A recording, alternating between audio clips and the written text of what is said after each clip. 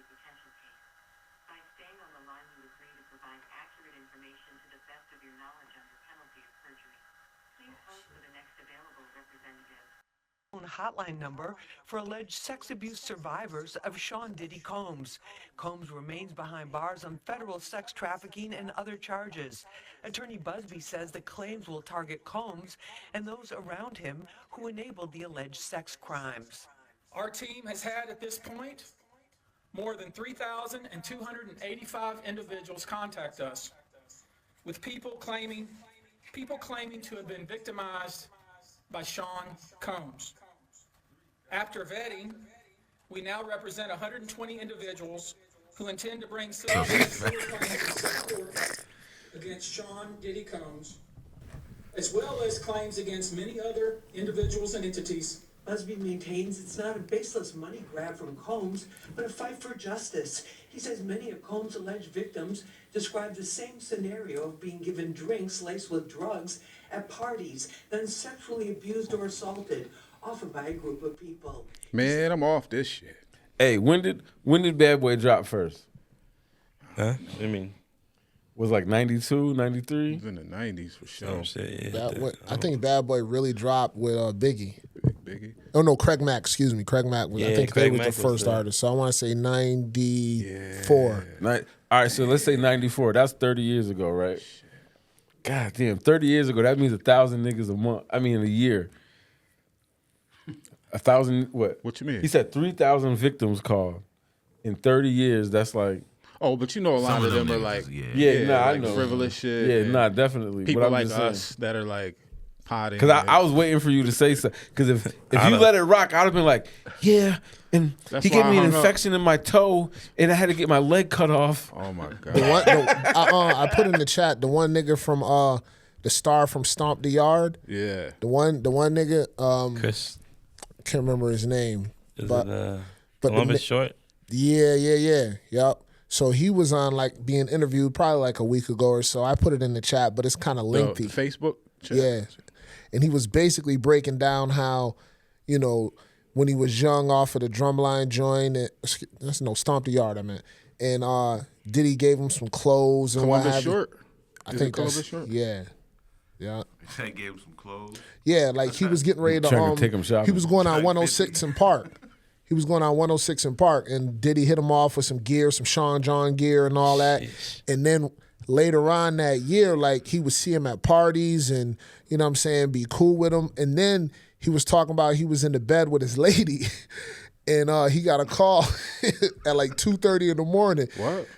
He got a call from Diddy at 2:30 in the morning, and his wife is like, "Nigga, put that shit on speaker. Like, who calling you this shit. late?" Yeah. So, and he said it was Diddy, and he was saying like, he was talking like, "Yeah, man, you didn't pull up to the party." You know what I'm saying? He was like, "Yeah, man, you know what I'm saying? I had some other engagements. Like, well, I'm over here at the what was it? The Caesar or somewhere, one of them expensive hotels." And he was like, "Oh, word, like who all there?" He was like, he said, "Just me." Oh, Yo, son. And then he goes on to say that he had to go through it with his lady, because imagine your lady hear you on speaker with a nigga. Yeah. And she looking at you like, What the fuck? what made this nigga feel comfortable to hit you up at 2:30 talking about it's just me? So he gotta, Oh man. you know what I'm that's saying? And then he goes on to say he went That to lady must not know her man, because, you know what I'm saying?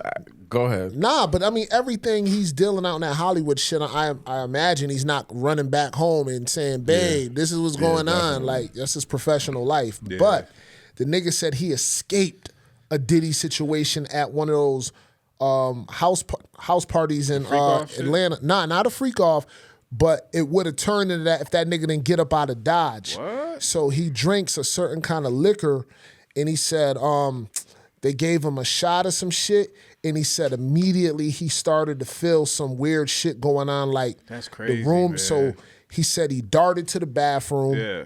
and threw the shit up and had his bodyguard out there busted in the door like, "You okay?" And he's like, "Yo, nah, get me up out of here." So the niggas, he said the hallway looked like the Starship Enterprise. Like, that's how fucked up he was. And he was like, yo, I literally escaped out that motherfucker, because if not, he said I would have been violated. That's a different kind of predator. You know what I'm saying? Like, how could you want something in that manner? Like, it just doesn't make sense. You want to drug somebody and take something from them physically, and that turns you on. Yeah, the video. He held that story down for how many years? Like, that nigga just now feels safe sharing that because of the circumstances of Diddy. I can't quote who it was, but I seen a couple videos when they were talking about, the same type of situation and what they were saying. It was a Math Hoffa interview, and he was talking to somebody, and he was like, "Yo, what they do, especially the young up and coming artists and up and coming people, they do that, and then they do the act or whatever they're gonna do with you." And then the next day they show you the video like, yo, you gonna sign, you gonna sign for this, and we ain't gonna do this, or else you know what we're gonna do? We're gonna leak the tape, my nigga. Because everybody like to drink. We're gonna leak. And ain't nobody trying to kill the nigga yet. I don't, the fuck. I mean, the nigga's powerful. It's known, obviously. Yeah, but if I can get in the room with you, that's all it take, bro. I'ma stab you or something. I think them niggas is so fearful of the footage that they got of him. Like, yeah, I can beat you down, kill you, but that footage is. That nigga Scrappy said it. He said he was drugging. They was drugging the drinks with the baby oil. Yeah, I heard that before too. Like, they was putting. I think they said that GHB shit in baby oil. Yeah. I mean, you forget. I ain't never using baby oil again. I think Gene Dill or somebody was saying that they was filling up they were like putting shit in the liquor. You know what I'm saying? The liquor bottles that they would be serving at the parties, obviously.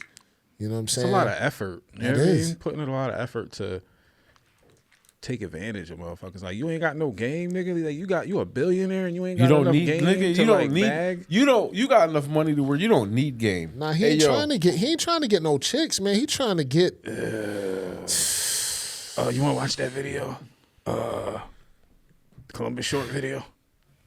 Who? Is that his name? That's the dude. Yeah, that's the one with the story I was talking about. It was, the title says Columbus Short on bro. P Diddy call at 2:30 a.m. inviting son. me to his hotel alone. Yeah, bro. And one day I got a phone call, unknown number. I answered it, and it was Diddy. And I was like, fanboyed out. Like, what? And he's like, man, I'm a big thing, man. You killed that movie, boo, boo, boo. Hey, I heard you coming to New York next week to do see, you 106th Park. Hey, pull up at the Don George store. You can get whatever you want. Like, boom, go out there, go up there, look fresh, blah, blah, blah. And I'm like, Diddy's looking out for me, man. I never met him when I got to New York. I just went to the Chandra store, and they was like, opened up the gates for me. I geared up, boom, boom. Never met him when I was there for those couple days. Then, that was January. February, because the Stomp came out January 17, 2007. So February was All-Star in Vegas that year, 2007. Never forget it. So went to the All-Star game. It was crazy. And then my boys, my partners, they rolled with Diddy Tough. There was the band for Bad Boy for a long time. They're like, hey man, Diddy said you could come to the Palms. He's having an after party. He had the big one with the pool. Yeah, I've been to that one. So, I went up there, it was packed. I mean, niggas was in the lobby for lines trying to get in. They was just security escorting me through. And Diddy was just, so this went on for about a year. Any parties he had. Like, I didn't know that there was other parties. You wasn't at them parties. I wasn't at those parties. Okay. I was at the big party.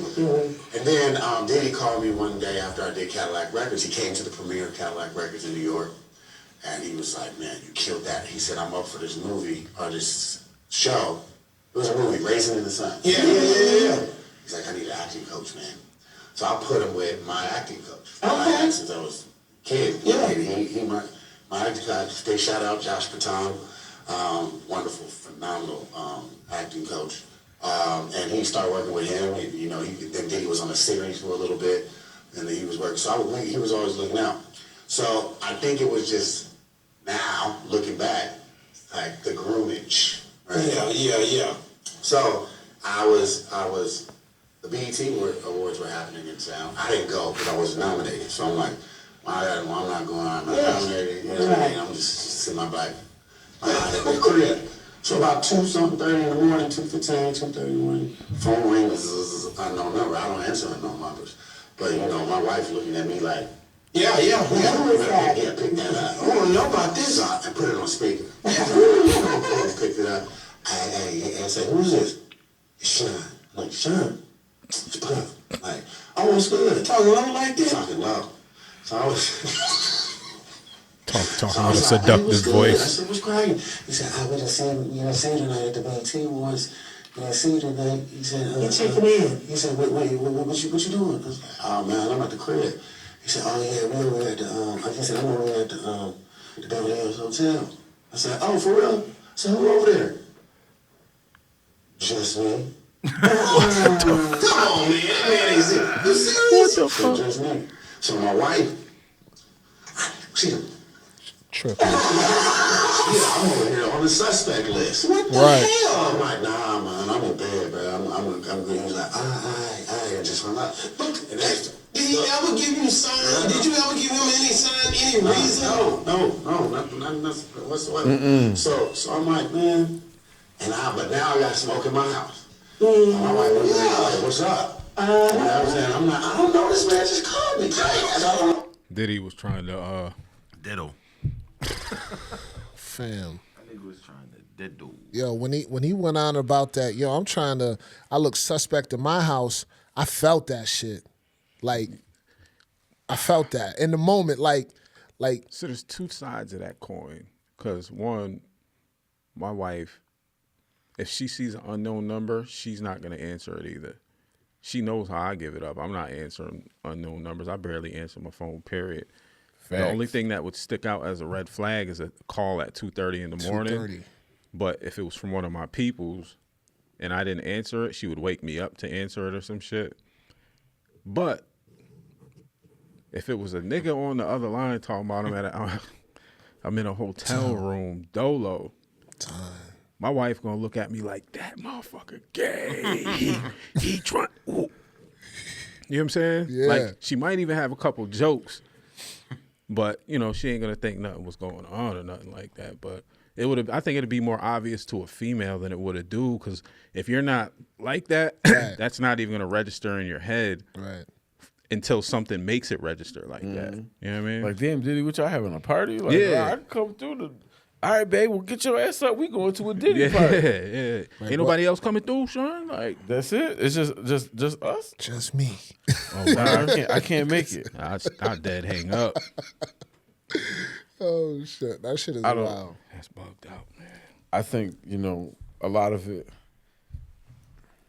I think there's a lot of clickbait going on, too. I think some people is trying to, I don't know. When you think about it, it's just like when Bill Cosby and all those people started coming out with all those different stories about Bill Cosby. I mean, it's different when it comes from a star. That's a different type of hit than like just some chick from back in the day that you don't know. But I was just saying, like, just all the people coming out, like, especially now. They feel safe. They feel safe. I mean, that's why they wouldn't let him out, right? Is because they were fearful of him. His influence over the people. The people who he's, you know what I'm saying? The threats and all of that. So they like, okay, he's locked in. He ain't getting out. You sure? Yeah. All right, I feel comfortable now. Damn. That's deep, man. And he didn't even get to the part where the nigga drugged him. Oh shit! There was another half. We got like probably 2/3 of the way of what he was talking about. Get the fuck out. Did he drug this dude too? Yeah, he was. He was getting ready to get into that part. Nigga. Yeah, son. Wow. So he said Diddy drugged him or somebody drugged him? So at where Diddy was, like it wasn't So Diddy had a whole lot of accomplices. Yeah, It's not like he could coordinate all of that by himself. So there's got to be mad people that know that system, right? That need to be held accountable. That's just like the people with R. Kelly, because them people was going to get them little girls out the crowd and bringing them back there into them stages. It wasn't like that nigga was walking into the middle school talking about, "Hey, I'm R. Kelly. You come with me. You come with me." Actually, he did used to go to the school. Yeah, he was recruiting them right up front. Right out front of the motherfucker, right? That's a fact. That was a bold nigga, man. Yeah, see that video where he said, "Do you got your passport?" Oh yeah, yo. The one shit though is they had a sign that said must be 18 or some shit was walking through it. Said, do you wanna come to America? Like that's crazy. Damn. See, that's out, man. Listen, That nigga was a deviant across the globe. I don't get it. damn. I can say one thing that I was talking to the kid I had a session with earlier. Cool kid. He watches our podcast. Actually, he wants to be on the pod. I told him I'll talk to y'all about it. But he was cracking jokes about the Diddy shit, and I was like, it's super serious, and I don't take it lightly at all, but how come you never heard half as much about Epstein or his list or his victims or... Need a gunshot for that one. Where is that? I don't know. But nigga, you've heard some shit, but they didn't push it like this. We know. Yeah, we know why. We do. We all know. That's fucked up, though, because they all should be treated equally. I'll make one. You know what I'm saying? Like, they're dragging Diddy shit on every channel, every YouTube page. Yeah. Epstein, he's been around for a while. He has his own island, had his own island. Private jet transport, motherfuckers. Politicians involved. Actors, right? Yeah, Everybody. Actors, musicians. Everybody. That's not newsworthy or pod-worthy. Isn't that crazy? Yeah. To me, that's But there's nuts. no information. Well, I mean, we don't have the information. We have the information about Diddy that they allowed us to have. That's Yeah. what I'm saying. We don't have the information on him. They're not even allowing even it. They didn't half allow as us much. to have it. They're That's not allowing crazy. that because that Helene, Helene? yeah, she has all of that. They're not putting her out front and sharing what she's probably shared with them.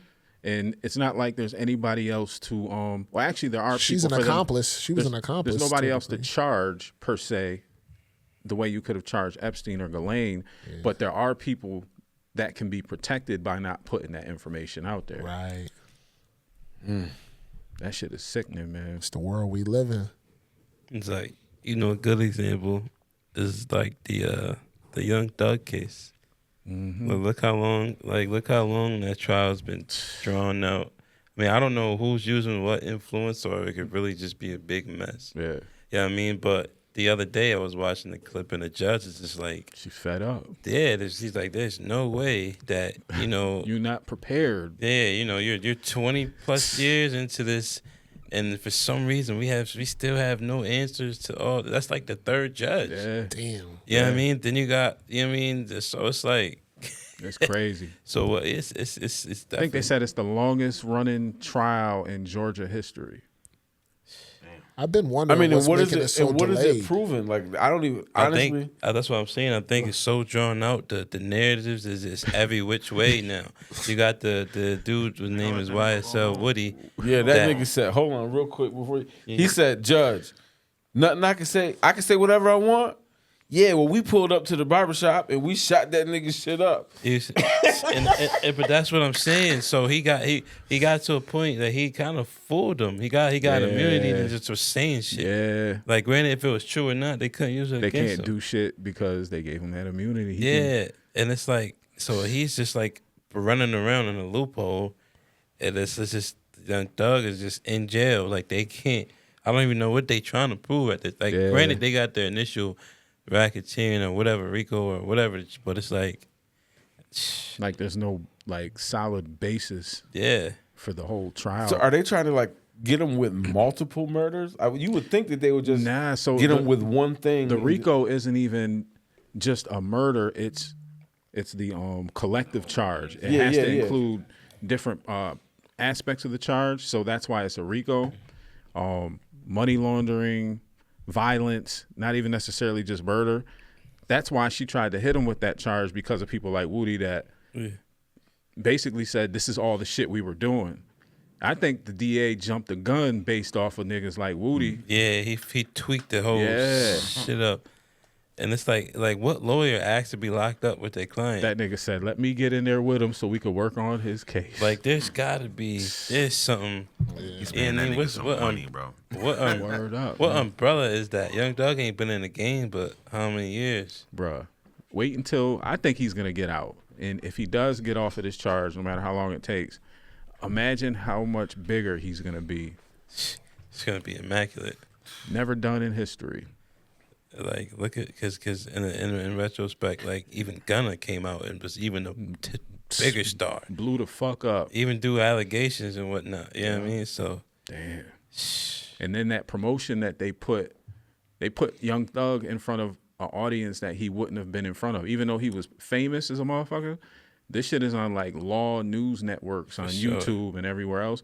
So people that weren't introduced to him are introduced to him. Now they're curious about him. Yeah. So when he gets out, Stream City. What? Stream City, bitch. Stream City. Do you guys call Woody a rat? Do you think he's a snitch or a rat? How do you feel about him? I think he's just a smart dumb. I think niggas take plea deals. Smart dumb nigga. Yeah, like niggas take plea deals. Somehow, some way. Is he like just a witness in it? Because I mean, what did he really say? You don't even know what the fuck he say is true or not. Did he say Thug told him to go shoot that barbershop up? Or he just said he said his brother, I think it was, had an issue with Thug, and he said he's just riding with his peoples. Yeah, so no questions. He said I don't ask no questions. questions. Put that on him then. Yeah, so yeah. It's like I don't even know. Niggas just probably trying to finagle these niggas. He is. And now and he's rich. Now he came home and now he's collecting money like a motherfucker. I seen him on that balloon pop shit with what's the one? That's what Charleston White. That's what I'm saying. What was now they got beef. Yeah, I seen that. He was a he was a street dude, but what was he part as far as the music piece? Is just a street dude. He was a rapper, but not like. I don't think he was trying to. I don't think he was trying to blow up as a rapper because he was a real street nigga that was like putting in street work, from what they say. Yeah. Allegedly, sorry. And technically, they're saying that he wasn't even YSL. He was a part of another group because he's from Mechanicsville, Georgia, and the way it was described was that he was brought around Thug at some point in time, and Thug fucked with him because he was a street dude. So he started hanging around him, but he wasn't technically YSL. Gotcha. And then he started getting even more because when Thug was like, I don't remember what song they said it was, but they said, Woody pull up on you and you know what I'm saying? And he talked about that, saying that caused more problems in his life. He said, man, that song was like 3-4 years old. Y'all running up on me now about some shit that ain't got nothing to do with nothing. Oh, okay. You tell that nigga about his business though. Like when it comes to action. Yeah. You can always tell when a nigga's about action. Because Wack 100 said he was the most, what did Wack say? He said he was the most entertaining rat ever or something like that. Word. That nigga Woody said, he said, I'm going to see you, and when I see you, don't be mad because I'm telling you when I see you, I'm going to see you. So be ready. How do you guys feel about rats? I think the dynamic of a rat has changed now. Yeah. Oh my God. They're not like rats. The rats is free to go. The definition is different, right? Yeah, you know what I'm saying? I think the young kids got it. So let me ask y'all a question. If we was in the car and somebody dropped some drugs and everybody in the car knew who it was, and somebody said, well, it ain't mine, is that a rat? I think I need more context than that. Because you're just saying that the nigga that dropped the shit said it ain't mine. I'm just saying. Is he ratting or does the other people? So that's the point. Is if we all in the car and there's drugs in the car, they're gonna charge all of us with that shit, right? Nobody say nothing. Nobody a rat. If nobody say nothing, nobody a rat. The reason why I said there's different. All right, so. But if I say it's not mine. When I was actively involved in things in the streets, right? Everybody around me was actively involved as well. So if we was all riding in a car and we got pulled over and only one of us had anything on us, we all know that nobody should say anything. Shut the fuck up. Because we signed up for this. You got to go through the court process. And, nobody's saying shit. You don't speak, right? Now, if it came down to having to take what was yours, then you have to take what was yours. But when you're in that life, you also accept the fact that we don't talk to the police. Now, as us as civilians, because I am definitely a motherfucking civilian. Like a motherfucker. If we riding in the car, matter of fact, I don't even let motherfuckers get in my car. There's mad people that ask me for rides leaving the studio. I'm like, nah, I don't do that. I don't even like talking to people on the phone because of my conspiracy past. Like, I know I ain't doing shit, but I don't know what you're doing. So if you want to book a session, go online and book the session. That's smart. I'm dead ass serious. Because if we in the car and you got some shit in there, first and foremost, the cops ain't gonna get to you before I do. You right next to me in the car. If I see you drop some shit, I'm fucking you up. Like, who the fuck do you think you are? That's your shit. Exactly. That's exactly my I'm point. gonna beat your ass so bad, you gonna tell the cops that's your shit. Right in front of them. And so Get me out of this car with this nigga. Yeah. It's fucking you know, and so like I said, I think where the lines get blurred with, especially the younger kids who think that they're this, but y'all niggas is really civilian. That actually happened to me What? before. I gave my man, this is way back, early 2000s.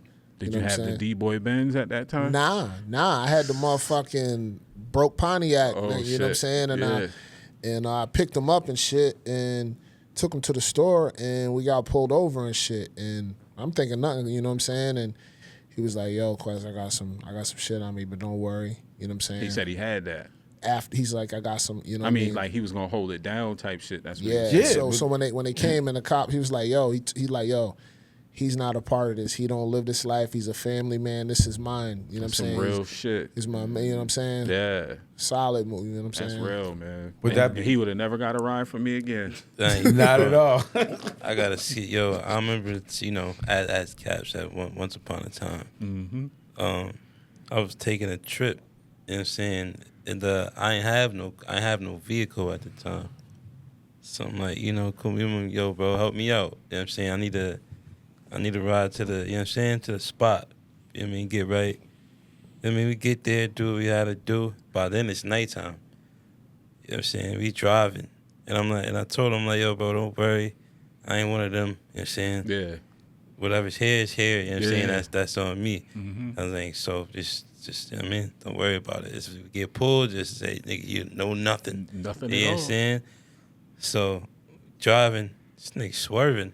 Oh man. Mind you, he ain't drunk. We ain't smoking the car or nothing because it's one of them times. One of them times, yeah. You know what I mean? So we ain't smoke on the way there or obviously the way back. Fuck. So I'm like, all right, yo, you good? He's like, yeah. So all right, but for 4 or 5 minutes go by, it's swerving again. I say, yo, Sean. I say, yo, pull over, son. I say, you scaring me. You scaring me. Word, son, what So, the? yeah, so I'm like, yo, he's like, yo, I ain't gonna lie, I can't really see that good at night. I said, yo, bro. I said, bro, you could have just told me that from the get go. I would have just drove back. You the from wrong nigga for the job. So soon as we switch seats, 30 seconds, boop, Oh man. they come through. It's just like, you know, where you going? I'm just like, so you know what I mean? Little alibi. I mean, he's like, yeah, I seen you swerving. Ooh. And I'm like, yeah, nah. But I kept it a buck, though. Y'all switched at the right time, Sean. Yeah. He seen you swerving. He saw you switch. Yeah, so I Yeah. kept it a buck. I ain't even want to lie. I'm like, yeah, he just not a good nighttime driver. He didn't inform me. Yeah. So what are you doing? I just came to see my grandma up there, you know, on State Street. Just if I need to, I could take you right back. Yeah. I ran the license. You know what I mean? Good to go. Got to go. I'm Good like, shit. You know how a lot of them dudes be fucking up too? In that life is they'll be driving dirty with no license. They'll be drinking, smoking, Bad insurance, all that shit. a broken tail light. Like, nigga, you can't be mad that the police pulled you over because you got a broken tail light, my guy. I mean, yeah, it's unfortunate, but that shit happens. Word up, Like, yeah. You know what I mean? It is what it is. You know, your license plate light is out and they can't read your license plate. That's Then you ain't got a license. that's word up. Like, I done seen people just be collective because, you know that once upon a time in the traps or whatnot, everybody got to catch a lick. Yeah. So I'm sitting there, I got to catch a lick on lake. Oh, I go Grand Central. So I'm like, oh, god damn. That's Yeah. 1, 2, 3, 4. Yeah. Y'all all getting in the same car. Oh, hell no. I said, shit. I said, I'm gonna get with y'all. Yeah, word up. I'm gonna figure this shit out. I said, that's crazy. I said, y'all all sell the same drug. This is crazy. Yeah, this is amazing.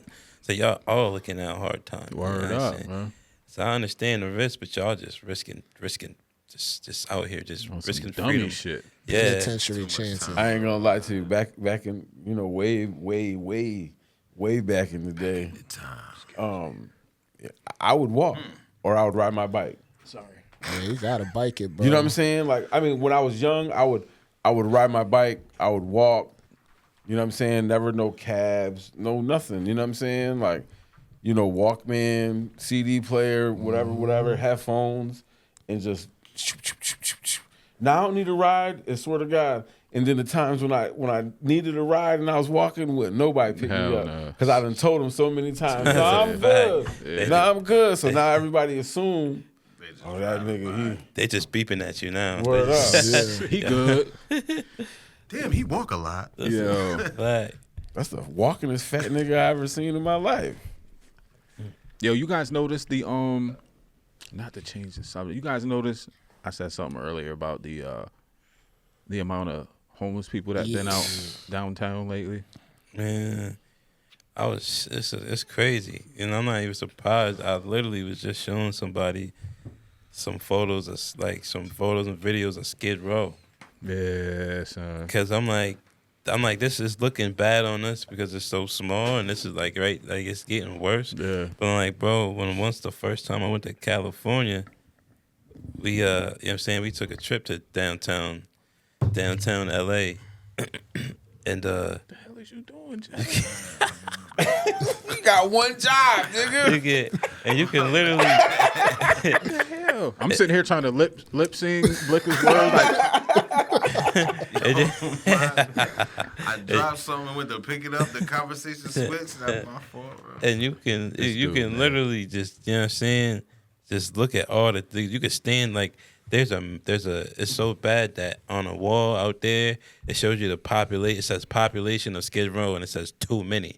Wow. God. And there's a literally, and you know how the LA blocks is, how big they is. There's one whole like damn near, it looks like a shape of a state on the map that is just dedicated to Skid Row.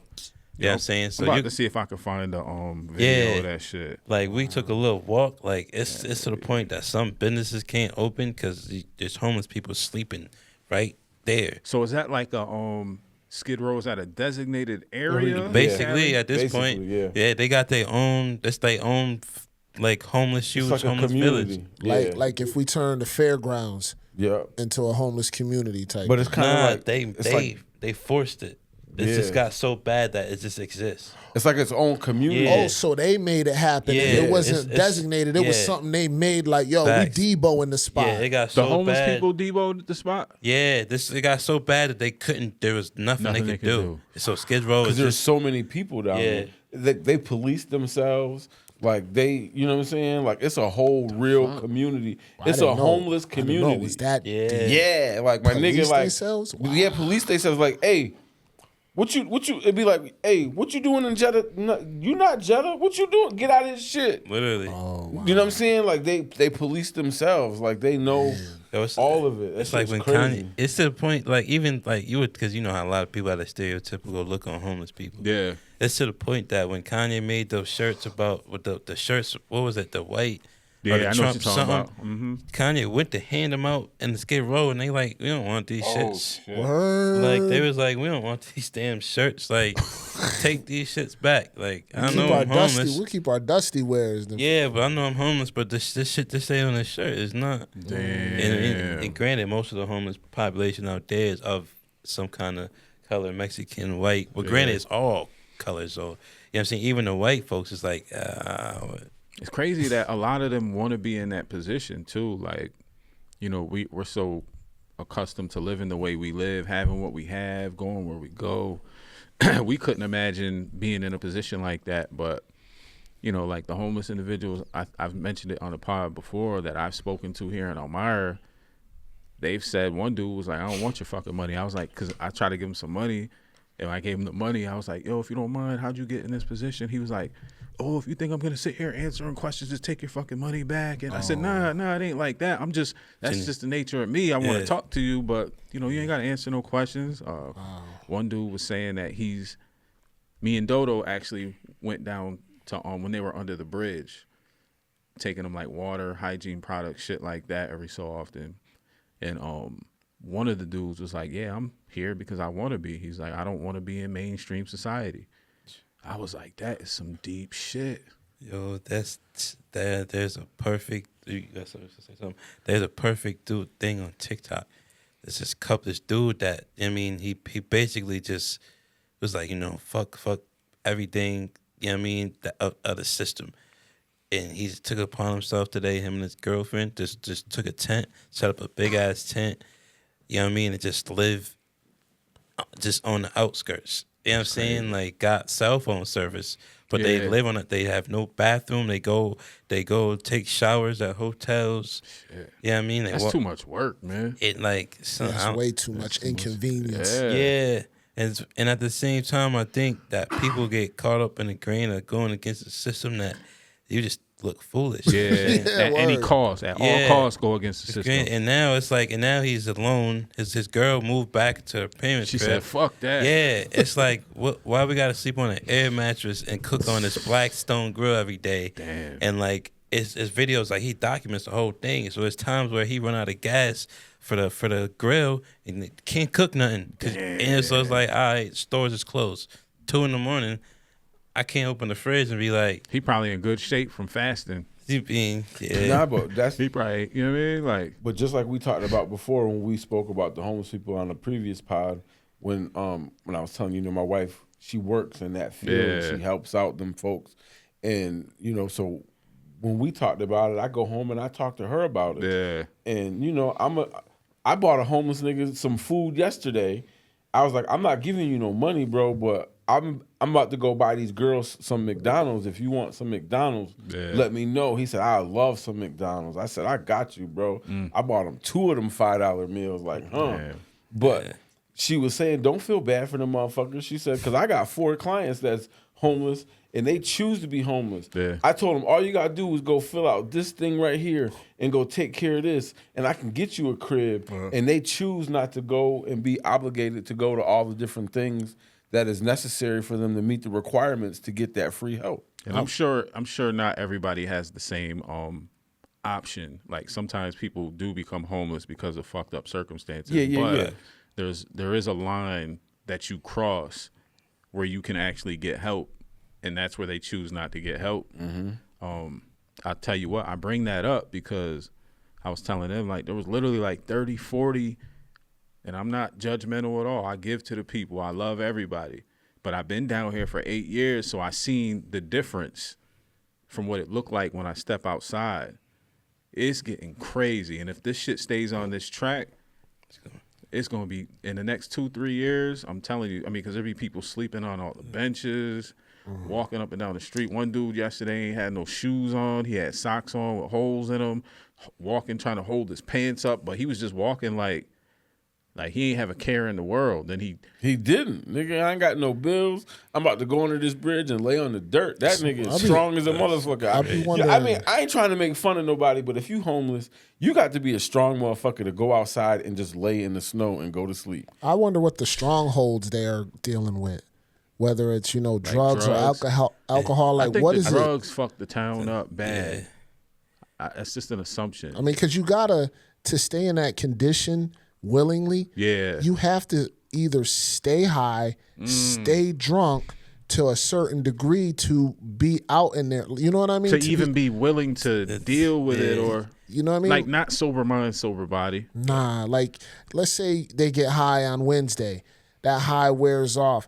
I mean, I know they search for cans, they beg, but I'm pretty sure enough money isn't rolling in off of the begging game to restock up. So at some point you do sober up to a degree where, like, damn, I'm in this condition, but I need more drugs or more alcohol or whatever is, they're attached to that's, wearing them down. I feel like it has a lot to do with it always has a lot to do with the demographic. I feel like the higher profile, the area, the more invisible the homeless people are. You know what I'm saying? In a sense of, even though we just spoke about Skid Row, because that's nowhere near invisible, but if you look at it in a sense, it's a very high profile place. I mean, it's where all the celebrities are. It's where this and that. You know what I mean? Just like New York itself is very high profile. You know what I'm saying? So I feel like that takes away from the leniency. Like around here, we actually got a lot of decent things. Yeah. For lower low class or close to homeless or homeless, we got a lot of way more assistance. Resources are everywhere than these real big states, or like the ones that we consider high profile. Yeah. I guarantee you, like in North Dakota, I guarantee you, it's not high profile. I guarantee you, the homeless, they on top of it. Yeah. They probably got a little. That's how we used to be around here too, until it just got out of control. And it's like, granted, there's things that, like you said, out of that we can't control, but like at the end of the day, I just think that the higher profile the area, the less room they leave for. You know when it's going to become a problem? When they start migrating to West Elmira. That's a whole fact. And start setting up at Town Hall. Word. That's when we going. Because I feel like that's right out back of the police station. Yeah, I feel like because what the approach is like, they do it to they just doing it to get rid of people and not. Yeah. I mean, like everything is progressive, right? So it's just like whatever major situation is, you just do things to progressively slow the things down. You know what I mean? So like, shit, I met a dude last year, or how long we been doing the pod? Like a year and a half. Yeah. So within like the first month or so, there was a dude that I was telling him I met out front. He said he just got off the bus and he came from like Boston or some shit. And he said he was homeless. I was like, what made you come up here? I can't remember what he told me, but he migrated here from Massachusetts to be homeless. I remember you told me about that. And I gave him like $40. G was out front with me. I think he videotaped it too, if I'm not mistaken. I'm not sure, but and you know, that was kind of strange to me because I'm like, if you're homeless, I think you said because he said at the time there were more options and opportunities in our area versus where he was at. That's crazy. And where did he come from? Massachusetts. I think it was Boston. And that's my point. As Boston Celtics, New England. Yeah. It's not. I'm not saying it's not. It's not. It's a higher profile than usual. Yeah. It definitely is. Boston Red Sox. They got three. I mean, more than that. So it's like their city is thriving. I went there. You know what I'm saying? It's definitely a thriving city, and to feel like you have to leave that area to come to this area to get some assistance or better opportunities. So this would be a perfect place for I hate to say it like that, but for homelessness from a homeless person's perspective. Like there's enough resources. The police presence isn't so big that you'll get ran out of wherever you're at on a constant basis. Right. You can eat if you need to, and the people will actually give you something, probably because we're not used to having that homelessness problem. Yeah. You know what I mean? And man, listen, when I don't really broadcast it, but I say it, whatever. Me and my daughter, we on holidays we always go. We take like 15 plates and we'll go feed the homeless. Why you don't come feed us? Nigga, I fed y'all last week. That shit was good. You ain't feed yes, me. It was. I apologize. Yo, hear how he said that? He said, I fed y'all last week. He word up. I'm confident. He couldn't wait to get that off his chest. I'm just saying, but that was God telling me not to eat that plate. Nah, Look but at him. we go and we feed the homeless. Yeah. You know what I'm saying? Not. Where do you go to a specific So part we used of the to, town? Or? yeah, we used to go over on the south side of the Clemens Center. Yeah. So when we went over there was 13 people. Yeah. In that little area. So I knew to bring like 15 meals. Mm-hmm. So that's normally what we do is 15 meals. They probably waiting for your ass to so come we went back. over That there, nigga be cooking. and I take Jariah over there just to let her understand. Yeah. Like, this is what you think we struggling, but this is real struggling. Yeah. You know what I'm saying? And so You don't want no parts of that. Yeah, so we go over there and we just pass out the food and everything. Yeah. Man, listen, we went up under that thing. Listen, they had couches. I don't know where the hell they had couches. One dude, like you said, with the grill, they had like a little grill out there. And I'm like, damn, y'all out here getting it, bro. Damn. When they was under the bridge over here, they had I'd call them rooms. So they had big wooden structures built that were flush with the underneath the bridge, that overpass. and they had like little rooms built Sections and out of 2x4s and Ooh. plywood, and they had doors on them that had hinges that opened and closed. One dude had a dog over there. They had a grill over there. They had a cooler over there. I was like, Wow. the fuck? They actually was living off chilling the too. grill. Like we should probably pull up and see what but they was chilling like that. They have a radio? I don't remember seeing many electronics, but they probably could have. Somebody got a boom box with they gotta some do is get batteries. one of them solar panels and plug that shit right in. Sound like y'all want to be Shitting me. I'm not even gonna lie.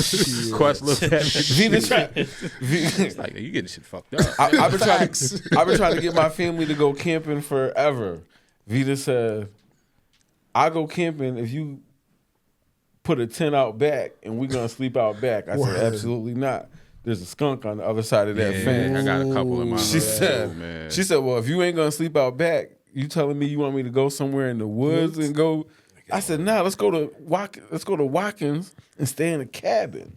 It's got a door on it." I ain't sleeping out back of my crib, man.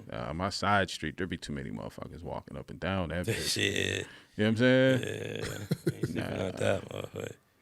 Yeah, I'm not sleeping outside anyway. If they ain't got a door on it, Nigga, I'm not ever sleeping outside Yo, willingly, nigga. you ever That shit don't even sound cool. like When I was a kid, I used to watch like the movies, the 80 movies. They made that shit look fly. Yeah. You know what I'm saying? Sleeping in I mean, tent. I'll go camping with some like.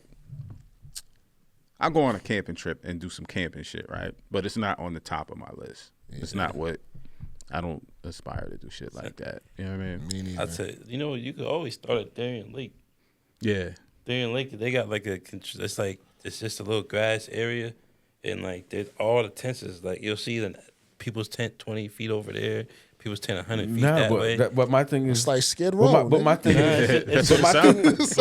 is, though, it's like your shit is 20 feet from over there. I'm a heavy sleeper. You know what I'm saying? Like what if I'm not trying to wake up to, hey, how did you get in here? You know what I'm saying? Son, I be on the defense I too. mean, Like, granted, I wouldn't be able to 'cause we relax. I wouldn't. Because we I know it. there. I'd be up all night. I barely be like that in my own house. 'Cause You know what I'm saying? we Not to stayed- say I don't sleep sound, but I live on an active corner. So there's mad shit that has happened. It's a great neighborhood, but there's been mad shit that has happened. And my dog is just like me.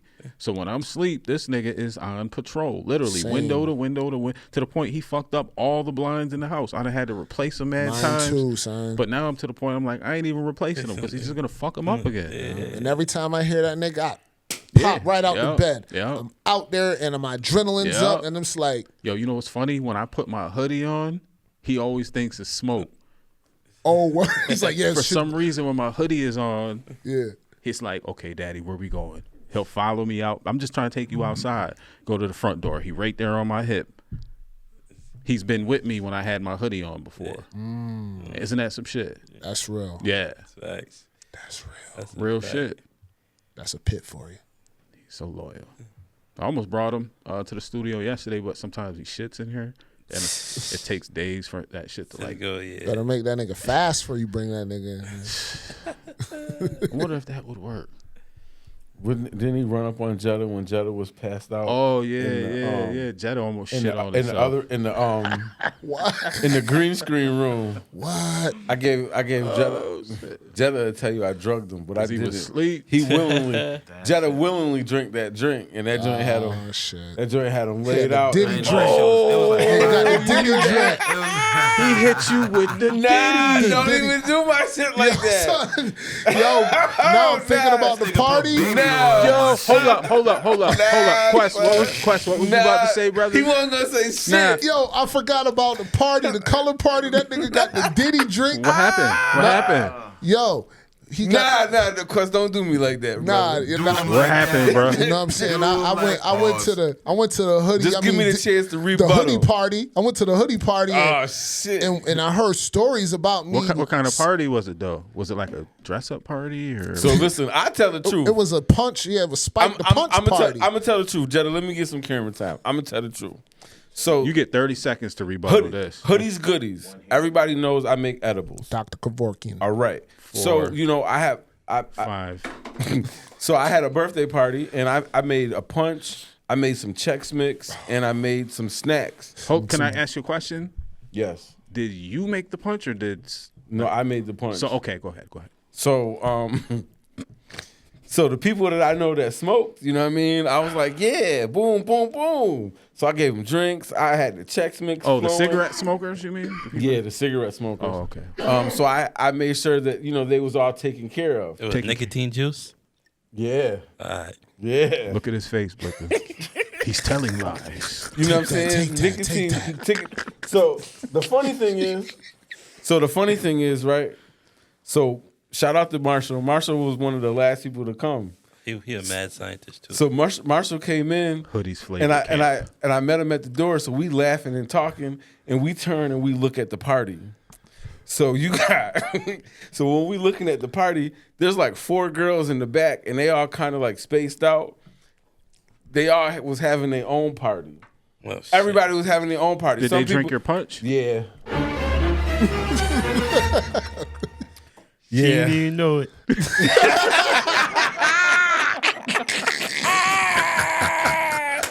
Yo, son. Talk about them animals, they ain't even know it. Yo. I gotta put a disclaimer on this video. Son, but that shit was funny as a bitch though. So you know, and I had like, you know, hard candies. It was like an edible party. You know what I mean? So every year I throw like, so one year we threw a weed party and I had like 50 eighths out, and you know, you just come. That nigga trying to plead his case like a motherfucker. Nah, you know, shit. Because I think the conclusion is that 2 individuals in this room consumed your Nah, you making it sound crazy. Man, it was crazy, fam. It was crazy, fam. Blicka, did you ever have any of Hoodie's? Nah. God bless you, brother. It's regular stuff. Like, you know, you got like the barbecue sauces and stuff like that. Yeah, it's regular stuff. Yeah, I got that spicy peach. I didn't even use it yet. Quest, you used the barbecue sauce? Yeah, that was good. Yeah, I didn't. That was good. That was banging. Long shelf life. Mm-hmm. Put it in the fridge, you know. Yeah, in the fridge. You right. Yeah. How did it make you feel after you? Nah, it was safe. Not infused. It is not infused. Nah, thank God, bro. I'm working on it though. I'm not gonna hold you. Yeah, I'm still waiting for the lab test to come back before I use that shit. We're gonna send it out with Beijing's Kung Pao chicken. See how he trying to like divert the conversation to a Yo, hair topic. You know what I'm saying? I'm a beautiful bald black man. Word, man. What that had nothing to do with it. I said hair Beijing. No, I said we're gonna send it out with the Kung Pao chicken from Beijing. Remember, we were gonna. Oh yeah. We were gonna get. Some chicken. I'm always on guard with this nigga. You gotta be. I'm still a beautiful bald black man. Why Jetta look stressed over there? What the fuck going on? Jetta got. Because Jetta got. He got the 2 hair. He got the 2 style hairdo. Say something, Jetta. I can hear myself. So what's going on? Yo, did you give him any? No. Yeah. Nigga, I just been working all week. Put the camera on you, Jetta. We all have, bro. All week. We all have, bro. Yeah. 5 in the morning. Twice a week for me. And then I'm 8 to about 10 every day. It was 4 times. 8 in the morning till 10 every day. I'm standing. Gym, work. I called it. I'm used to it though. I ain't gonna lie. For I'm 12, used to it. Yeah, my shit gym tan laundry. hours, nigga, in the sun. TTL. I'm used to it I though. don't care. Yeah, I'm not. That's why I look like this. You got black as fuck this summer too. I know. In like a month. I know. My melanin good. I'm really supposed to be darker than this.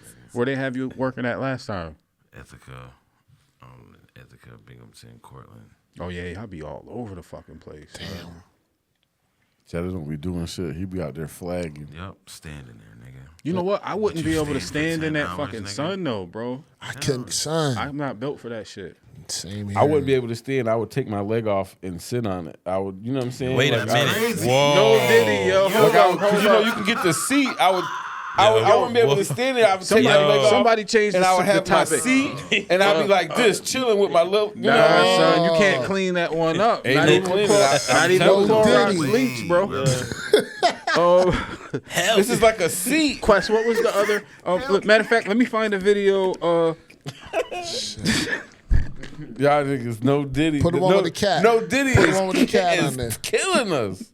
Nah, that comment was kind of. Yeah. Oh, there's the bird one. The birds. Oh joint. yeah, let's watch the bird. You seen the bird one too? Yeah, I sent them. Yeah, You sent it. All right, so you want to give a quick breakdown of what it is? But you can give it down. You don't want to put it in? So there's an old lady or a woman that was saying that these birds were flying around her crib, and it was probably, I don't know, I would say 4 or 5 birds.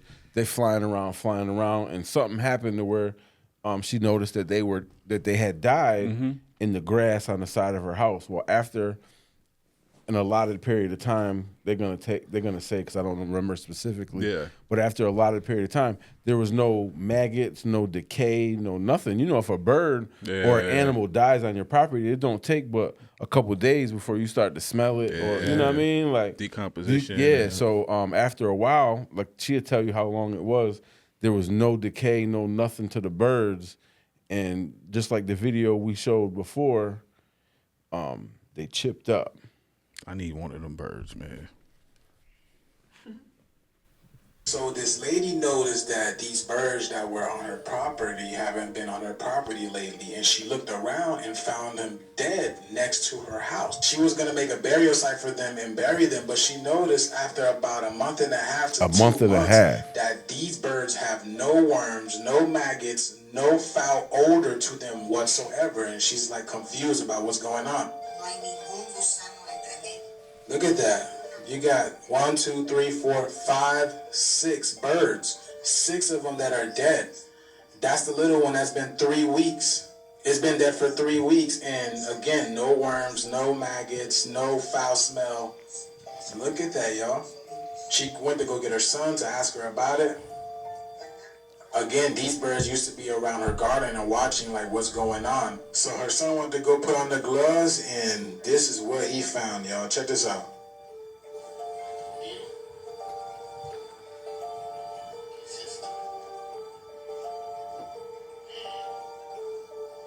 There you go. You got the chips.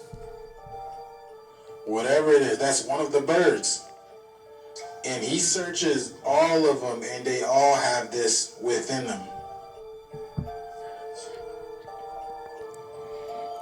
There's something about that presentation that doesn't look real to me. Because if you have an animal that you plan on having in the elements, you don't put a chip on the outside of it. Water, moisture, immediately it's over with. At least put it on the inside. Not to say that's not real, but that's what stood out to me as we just watched it. And, you know, I really want one of those birds though, because I mean, I'm thinking about why would they chip them? Like, what is the reasoning behind it if that is the case? And why in her area? Like, is there something else going on? Say it's true, because I always tell my wife this, because you know how women be. They be on some bullshit when you want to have a debate, argument. It's like, I'm willing to look at both sides of whatever it is because I want to know what it actually is, right? So I'm willing to look at that side too. Like, okay, what if it's real? What would be the supporting facts of it being real? I was thinking, after you said that, I was thinking too, sometimes they chip animals that they're trying to keep track of. My dog is chipped. As far as like a you got a chipped animal? Nah, I just remember. Of like a specific breed, or you know what I mean? Like if it was a but like you said too, I wouldn't think that it would be on the outside. Yeah. So this is one of my favorite kind of things to talk about. I mean, granted, cause I don't get too far in the rabbit hole, just because it could be a lot of things, and right? I'd be diving. I'd be up till 4, 5 in the morning on an accident. So it's like when you like, so when you look at like these old school or not old school, or say like these experiments from back in the day that you hear about, that's so crazy. You know what I'm saying? That people are just trying to administer on their own. Yeah. behalf or whatever. A lot of that supposedly ties in with the government, right? Yes. So it's not. So initially, so to speak, I mean, whatever the case may be, they doing that on behalf of the United States or the whoever. Because it does happen. We can all agree it does happen. Right. So it's like, then you have like Area 51. Yeah, I'm saying that what we don't know what exists beyond that door. And you know how they're getting around it, or how they have been getting around, because the government has to have disclosures to the American people. Yeah. And they're regulated by the government. So they've been using private contractors, which aren't regulated by government rules and procedures, to carry out the technology that they're developing. Oh, yeah. Because they're not obligated to tell the American people anything. Oh, I didn't know that. That is a fact. So it could be something like that. Like if you're building something and you want to like test it, you got to test it somewhere. I would just assume that you do it a little less conspicuous, you know. So, and I think it's to the point now where so much conspiracy exists that it doesn't even and people don't bat an eye to it. You know what I'm saying? There's some conspiracy that happens. People at this point is part of the norm. Yeah. Just is what You know it what is. I'm saying? Desensitized to it. Conspiracy Quest. It's just like they put it in the movies. Like, Desensitize us. What's the there's this movie. It's about this secret society. This dude's out of London. I know You know what I'm talking about? Yeah. Well, anyway, a part of the movie is there's a secret society and they were fighting. So the lady they had chips. You know what I mean? So what they were doing is they were trying to kill American people with drugs, and people who compelled whoever joined her forces, they gave them a chip. And so she was able to control all the people with a chip. You know what I mean? And if you went above or beyond any of the whatever she said, you know, she was able to, you know, terminate you from that chip. Damn. You know what I mean? So just like you said, with the technology, with the chip, you don't never know what anything is about anything. You know, you could start with birds because nobody's going to miss a bird or two. There's thousands of that shit. You know what I mean? Or any type of animals or anything like that. And they can be fake birds. That, you know, like you can take a bird that has passed, you know, what is it, the taxidermy? Yeah. You could take the skeleton and I seen a dude online that did some shit like that. A taxidermist, yo. Yeah, and you can turn it into whatever you want as long as you have the internals to make it work, you know? I'm telling you, like that just goes back to the point, like, just from that's a nice little segue, because how they used to just do everything on human form, or like real life animal. Now shit is so advanced.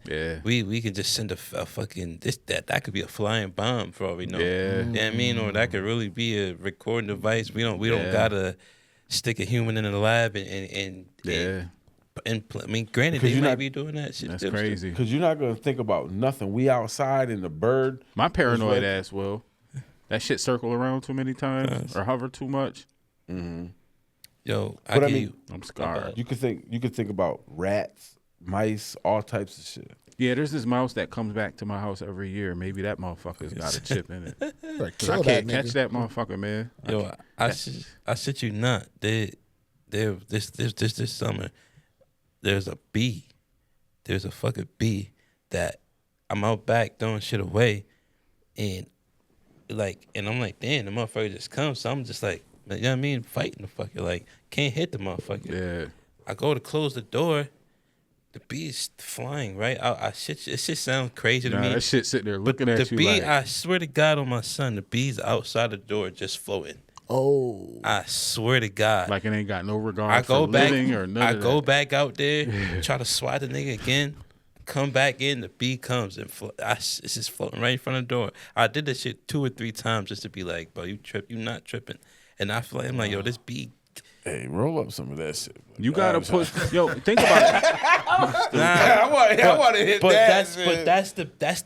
They gotta push technology forward, whether we like what they do to do it or not. So it's going on. Like, we don't know what's going on to create the technology, who they're using to develop it. Right. But it's going on. And that takes me back to Jurassic Park where they had the mechanical bee. You remember that? What's Jurassic Park? Was it Jurassic Park where they had the little bee, but it was mechanical? I think it was. Was it a mosquito? It was either a mosquito or like a little insect, but it wasn't. I'm not sure. It wasn't. You know what I'm saying?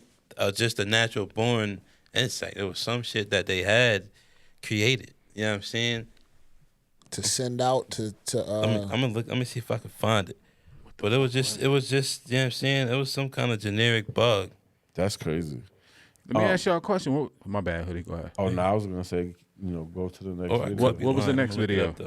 I was gonna ask y'all, what would you do if we got outside and there was mad zombies walking around? I know it's totally left field, but I'd come back inside because I'd get to the whip. I can't say what I want to say. I have to tell you, I'm going with if zombies is outside. I'm getting in the car with Kurt because I know we gonna be good. Chill. I'm going with Cap. That's it. You know I ain't. I'm prepared for the apocalypse. I'm going with Cap. I spent my whole life preparing for it. Hopefully it never happens. I mean, I do drive a big ass truck, so I would definitely run some shit over. Yeah, I got to get to the crib. I was trying to explain to Marshall before, like I've taken me and Roy, awkward precautions to the average person because I do feel like at some point something might happen. And I love my family. I want to make sure we're prepared for shit. And if it never happens, God bless. You know what I mean? My bad. It wasn't Jurassic Park. It was Richie Rich. When they was down in the factory with the fat dude, him and Richie Rich was down there in the lab. And is that a YouTube video? Yeah. Send it to my own. Can you airdrop it to me? Movie. Yeah. He found he had the Blake. No, that's Blake. Where's my airdrop at? Is this so fucking up? Oh, there it goes. I got them. Anybody sign? Oh yeah, you don't have an iPhone, Hoodie. You do. I signed up for the beta updates. Oh yeah, I ain't do that. So you get everything early, all the upgrades to the operating system. Long as my shit text, I'm good. If I can get a phone call and a text, and I can log into Facebook, and Snapchat and Instagram, and I can play my game. You be on all the fucking social sites. Every other day or every other week, I be thinking like, yo, I'm gonna get back on. You want airdrop to you? Yeah, that's all right. Yeah. Social medias, because I ain't been on them in a minute. Yo, we gotta go live on TikTok, man. You know. Now this makes any fabric instantly impervious, dirt-proof, stain-proof, waterproof, and Sherman!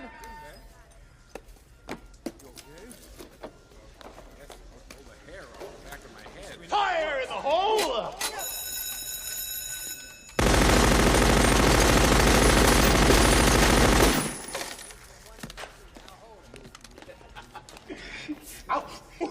And bulletproof. It's not perfect. It's hell on the dry cleaning bill. No kidding. Nice grouping, Sherman. What's this, a bee?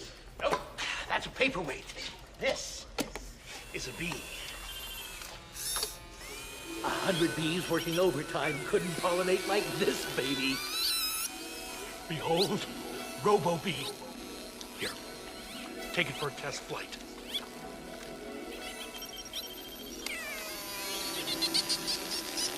Sounds like a dream, huh? Careful!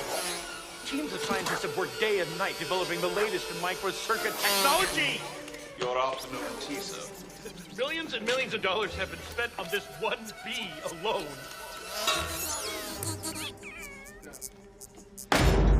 And they even told you how much money it costs. Like, they put that truth right out there for you. Well, that's why they ain't had no money to help the people in North Carolina. Yo. Man. Word, the money they spending on that bullshit. Wiki. Speaking of money and spending unnecessary amounts of money, play that next video. Which one was that?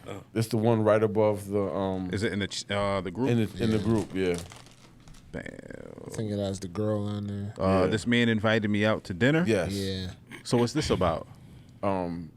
Just watch it. Blind reaction. Here we go. I don't know why I don't hear any audio. Is that a me thing? And I really didn't have an appetite for anything. He forced me to come to the restaurant. Should I bring it back? Yeah. Down here, I ordered 6 different. So y'all, I'm on a date, right? And I ordered 6 different meals. And this man do more. Why does he want you to pay for the bill? And I really didn't have the appetite for anything. He forced me to come to the restaurant. So now I'm here. I ordered 6 different dishes. Come again, please tell us what you I ordered. think she's just good at day. marketing. And I got jerk chicken. This one meal. I started in out the roster pasta. Very good observation. 6 different things. Because some plates look perfect, And I got untouched, oxtails, delicious. But I also wanted But that's what she said. She said she didn't eat none of it. pineapple bowl. Excuse me, ma'am, if you want him to pay for 6 different dishes, how about you eat all 6 of them right in front of him so you can prove that you're not trying to feed your whole family? And that's his drink. That's my drink. I ain't really like that drink. And he got the 2 liquors. But yeah, Man, you're not going on a date. Sound like you're trying to grocery shop. I can eat. Oh, I forgot to show y'all. I had got fried greens, tomatoes, and So you turned a restaurant date into a buffet date? Wow, all you can eat, huh? he's a little lady you really can't eat. And I'm just like, you invited me out. See, it's women like you that make it hard for the women who really enjoy going on quality dates with quality men. Because fellas see videos like this, and they be like, wait a minute, I hope this is an isolated situation. I hope y'all all ain't like this. I know you're not. Most dudes don't know that. So Yeah, I don't know about that. I brought that up. That's fake, huh? I think What it's, do you- I agree with Blick. I It's think it's some exaggerated. marketing shit. It's exaggerated. I brought that up to say, remind us of the video of the lady who went out on a date with a guy. He was like 30 minutes late. Yeah. And so what she did is she said, "Oh, you were late, and I didn't get a chance to feed my kids. So you gonna pay for my kids?" So she ordered extra food for her kids. Like that's what they were arguing about On a date? On a date. What I'm trying to get at, though, what I'm trying to get at, though, is I think that shit is a marketing scheme for that restaurant. If it's not, it's still on him because he said yes to all that shit. What? Yeah, he on some sucker shit. Like, Yeah, like you simping. said yes. And, Yeah. Well, did they mention the restaurant name None or of that, location none or of that, no. anything? But then that's the thing then too, it's- is that it is that's what be making me mad. Is because they do that and then there's a response for it. It's like they ain't show the men. Yeah. They ain't show. Yeah. They, Oh, yeah, You know what yeah. I'm saying? They just showing these nice ass plates. Yeah. No response from him. No, Nothing. No You know what I mean? words, nothing. At the end of those videos, you never get the viral cut where it's like, this is the real story. Yeah. Damn. You know what I'm saying? And then it's like because why I say she's a marketing genius. There's this girl, I'm watching this, I don't know why I was looking at anything marketing, but I do, but just random. There's this girl who signed up for dating sites Yeah. just to get a job in marketing.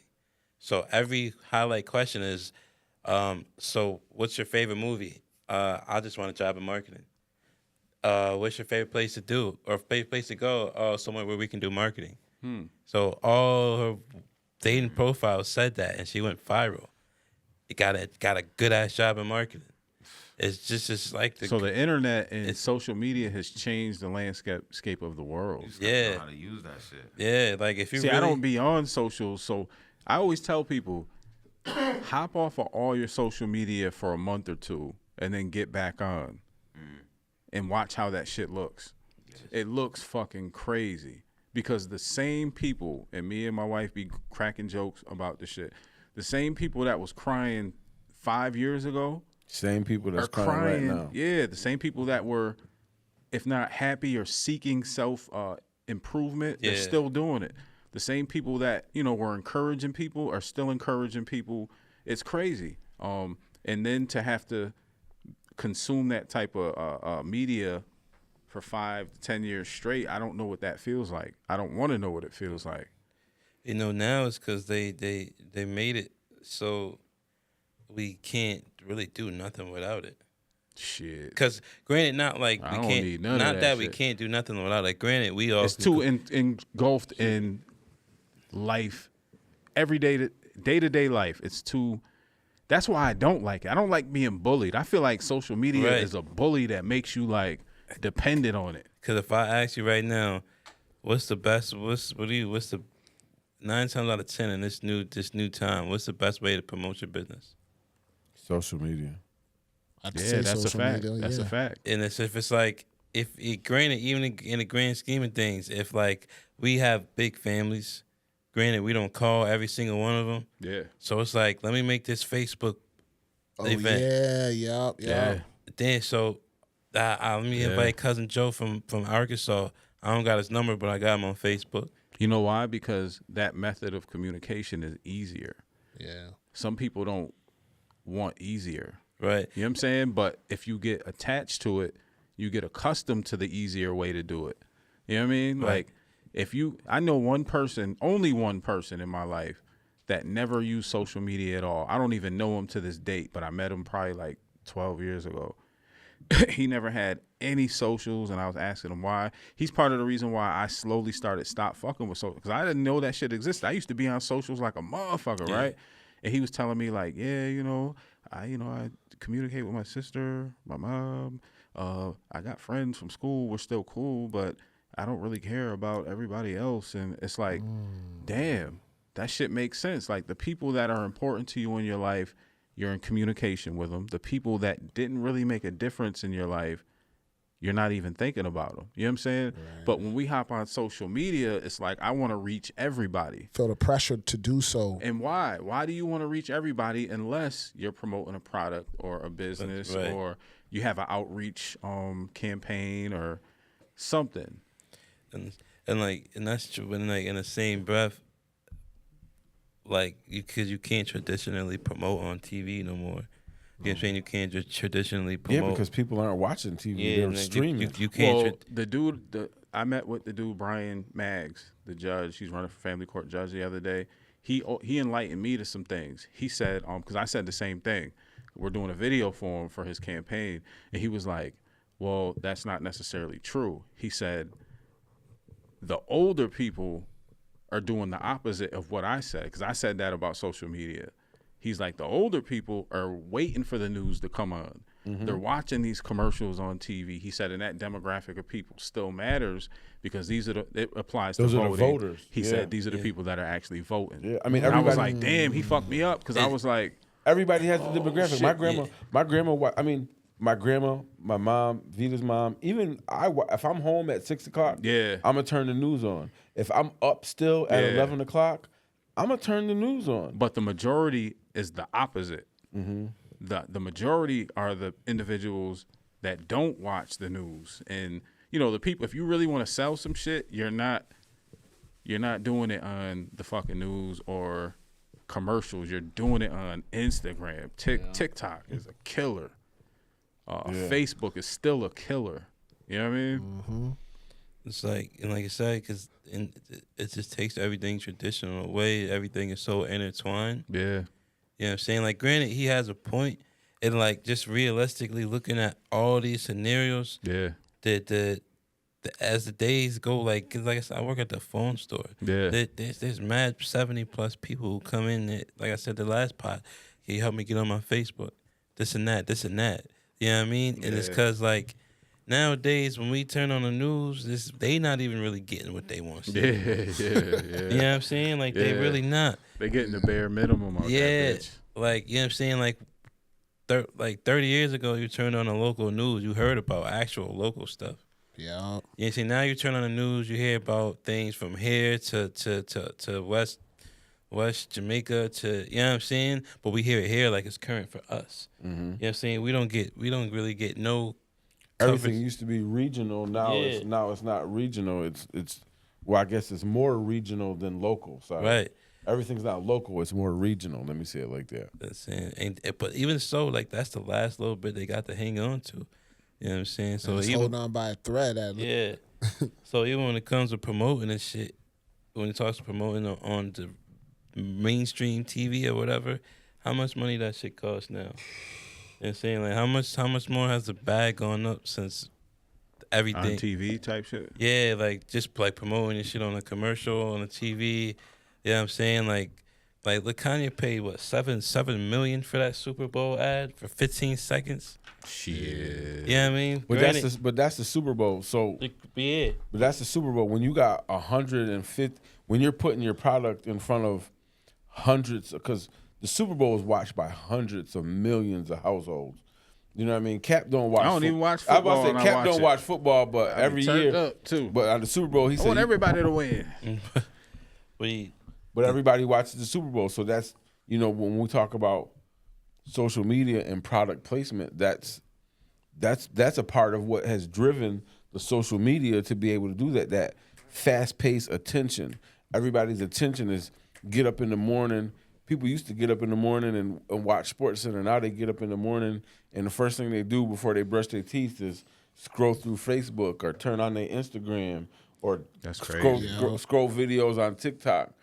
You know what I'm saying? Like, I don't do that. It's just, and the thing is, it's like, but you're right. I mean, because it's a Super Bowl, but my connection to all of it is that none of that is lower level. Right. Because because at the end of the day, we talking about what we could do. Yeah. And so, like, that's what I'm saying. At the end of the day, we kind of stuck at the pivot with social media. Yeah. Because even me, I'm somebody that doesn't like to use that shit, right? Even I know that, fuck, you can't avoid it 100%, bro. Right. You know what I'm saying? I got to get on it for... Okay, so even if I don't direct clients to any of the social media to book sessions or get work, they still will hit me on social media. Even if the motherfucking phone number is on the internet. No, what they're going to do is they're going to say, hey, Germ, how you doing? My name is Sammy the Seal. Where they hit you at? They hit me on social media because I'm a social media nigga. But they'd be like, "Hey, Cap be we're looking for Cap. I know you talked to him. How do you know I talked to him? I know he'll answer your call." And I have to explain to people, I'm not going to deny the fact. The other day? I'm not going to deny the fact. Oh, somebody hit Marshall up the other day and said something about me hitting him back, and that's my whole thing, because when I spoke to the individual, great people, but I'm a busy individual every fucking day. I don't even wish I wasn't busy. I earn the right to be busy based off of something I love to do, right? But it's like, if you want to book some time, book the time. Right. We don't have to sit here and have dialogue in between about whatever it is you want to talk about. Because if you want to buy shoes from Finish Line, you don't call them before you go buy the shoes. The thing is, being in a small town or just having a small business, it's like people want to talk to you about menial things that don't really make a difference. And if they want to talk too long, it's because they need something out of that conversation other than paying for the service or the product.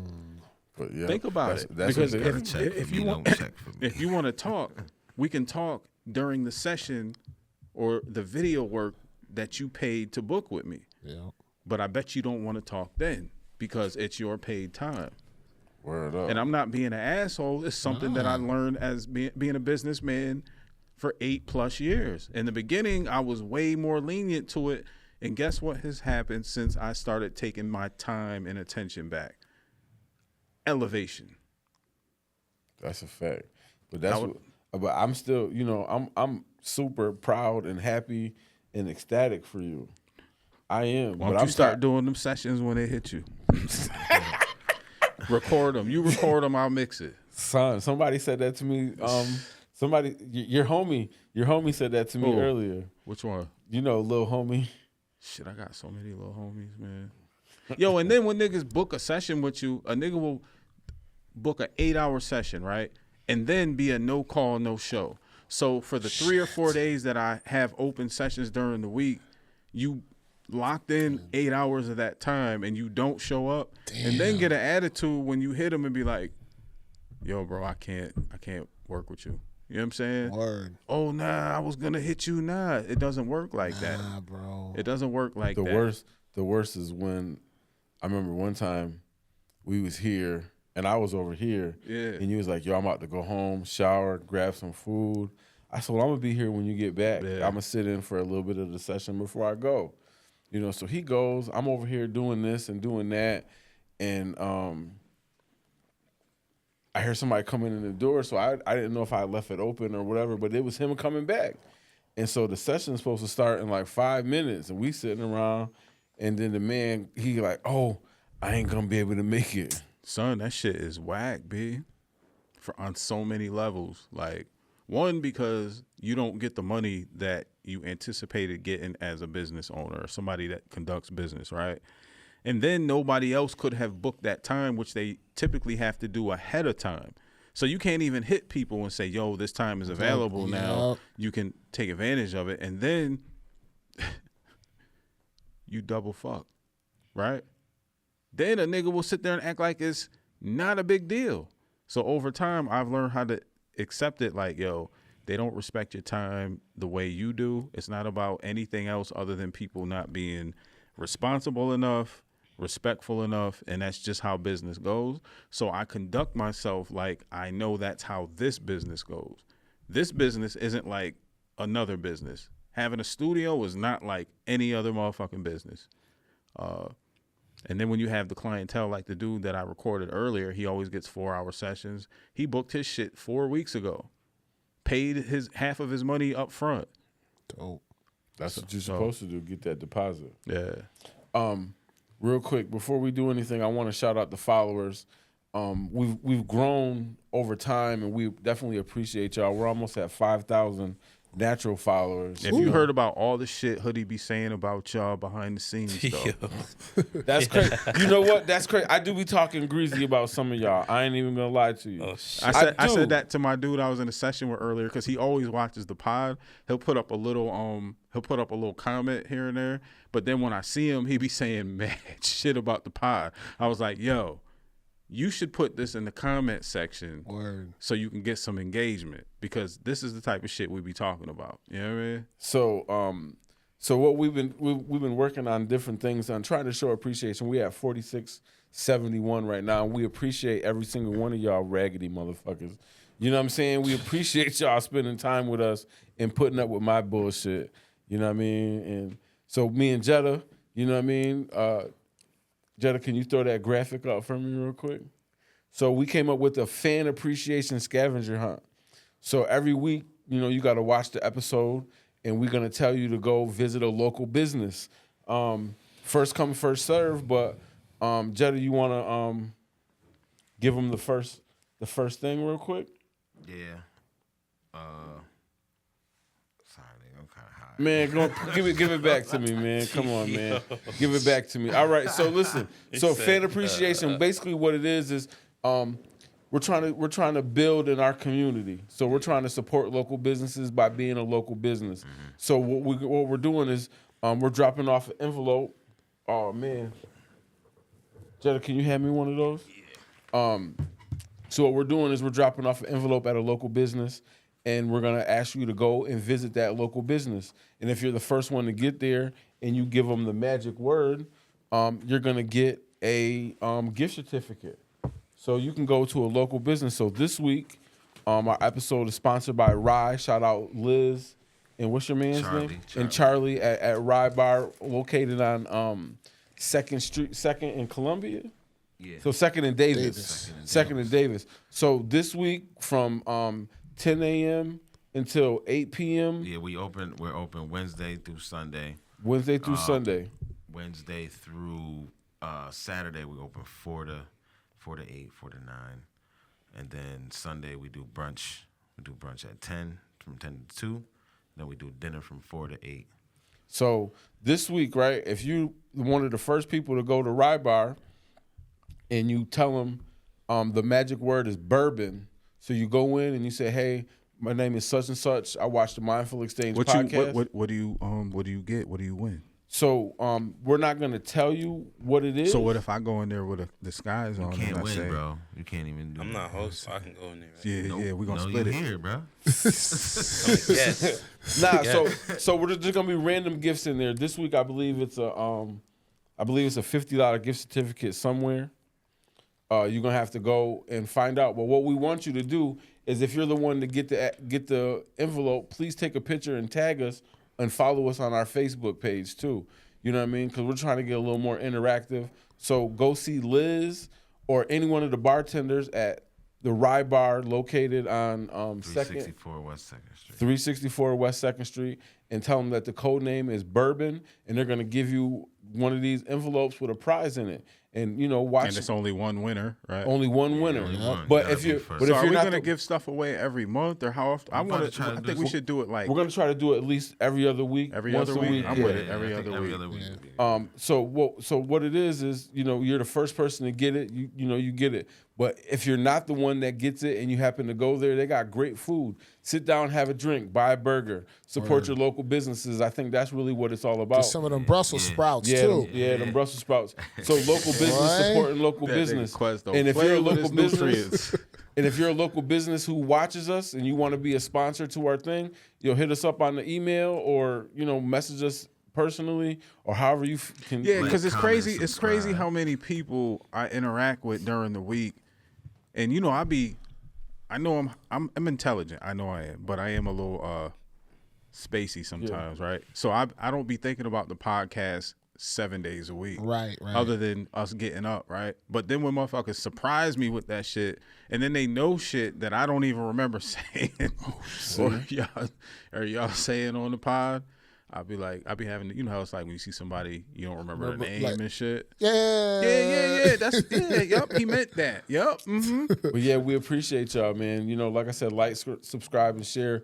We also are starting a TikTok, so look out for that too. But yeah, man, make sure you go stop at the Rye Bar, get your little surprise, man. Make sure you take a picture and tag us. You in sound it. like you trying to end the pod, bro. I'm trying to play this video, bro. Yeah, well, I'm trying to make sure I get. Nah, well, That's why I ain't interrupting you, bro. You gotta kind of put it in the middle somewhere. You know what I'm saying? Unless we pause. Hey, yo. No Diddy. He turned his head mad fast. I had to say. Code word bourbon. listen. Yo, you can't talk But to a nah. nigga that have been to jail like Nah, that. but He start pulling out knives and the shit. magic word or whatever kind of word we want to call that shit. I'm finna protect myself. You gotta put it somewhere in. Like, Yeah, you don't want to put it at the beginning and end. You want people to actually watch the shit and maybe. I see what you're So saying. it's gonna be Yeah, random. yeah. So it's gonna be random so they- spots. Yeah, they're not gonna. Be Oh, able to- okay. So they gotta watch to fit. So if you watch and you see this segment, they're gonna be like, "Oh shit, I gotta get to the Rye Bar Okay. and tell them bourbon." Yeah, And y'all smart, man. So then, like I said, if you're not the first Marketing person, we apologize. But if you're a local What'd you say? business and you want to sponsor, get with me and we can definitely work something out. Local business supporting local businesses. We ain't gonna be nothing without each other. Yeah, I ain't gonna lie. Hoodie be on his motherfucking grind with that shit. Like, you take that nigga anywhere, he getting you at least 2 to 5 new clients. He can't even help it. Yeah, look at this. Yeah, yep, showed you that. I don't say shit. Still elevating. You know what I mean? Big bags. You know what I'm saying? Go ahead and play that video, man. It is almost that time. Because you don't like to shut the hell up. He had 2 hands up that whole time, didn't he? You didn't put the counter up, did you? Nah, I ain't doing it. I almost put it up earlier and shit, but I didn't want it to show on the screen when we turned the box up because he would have seen it and shit. So I was gonna play that video from Dr. Berg, at least some of it. Dr. Berg is that dude. He's the GOAT online. He's somebody that been riding out my MS diagnosis since I got diagnosed.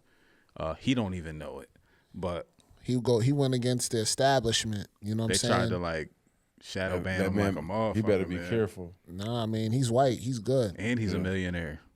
He's I mean, I good. guess millions don't matter when you're dealing with billionaires. If he was a black dude doing and giving up all the game that he's giving up, he would have been shut down some way or another. Mm-hmm. I mean, or he's just one of the anointed ones who's protected and you know what I'm saying? But he gives a lot of great information about health and, how to combat our societies and what we're up against from the standpoint. He's the one that put me on to the K2 and vitamin D3. Because before I was always taking vitamin D3 and that was per my doctor, but I never knew you needed K2 to shuttle go with it. Yeah. And since I told you last time I got my vitamin levels, they were not super high, but they were elevated like a motherfucker. It was never like that. Yeah. I got diagnosed in fucking 03. Yeah. So since 03, it's never been that high. Mine was and high. I feel the difference. Mine was high. My doctor, when I got my blood work, was like, you don't need to take that much. I was in the 80 percentile. Yeah. I'm thinking, what you mean? I'm not over and you can't, you know what I'm saying? So what you trying to say? So looking back in hindsight, I'm thinking he's looking at it like, yo, this nigga's blood work is too sharp. Yeah. This nigga is very high in what most people are deficient in. Yeah. man, he ain't got no disease popping off. Let me tell this nigga he's good to fall back a little bit on. Nah, fam. Remember I told you how my doctor said I could stop taking my supplements? Yeah. Oh, you don't really need to. And I stopped taking them for like 2-3 weeks. Make them broke. And I started feeling fucked up. After the first week, I was good for like 2-3, maybe 4 days. And then at first it didn't register. I was like, damn, what the fuck is going on? Nothing changed. Diet was good. Sleep was good. Water's good. The only thing that was different, everything in here costs a lot of money. Jetta caught the fuck out of that. I caught it.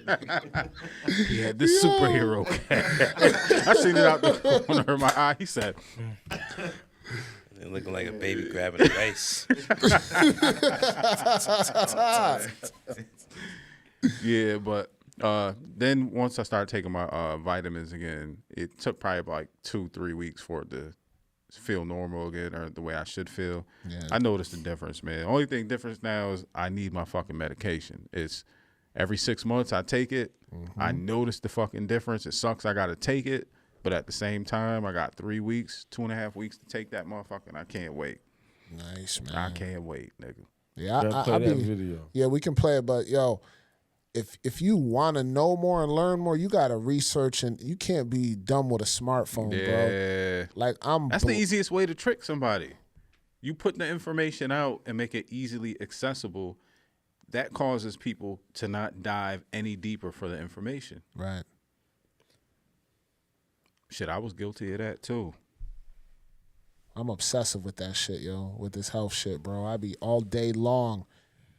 I don't think there's anybody more obsessive than you, but it's a good thing because we need it. If nobody's obsessive, then we never learn. You put me on to I think you're the one that put me on to Dr. Berg, if I'm not mistaken. You've been on him for a while, right? Yeah. Ever since he started endorsing the black seed oil and all of that. I still ain't really get into that, bro. I mean, it's a nice accessory. It's nothing that's mandatory, like, you know what I mean, like the other ones. But I tell you, like that, the turmeric with curcumin for inflammation.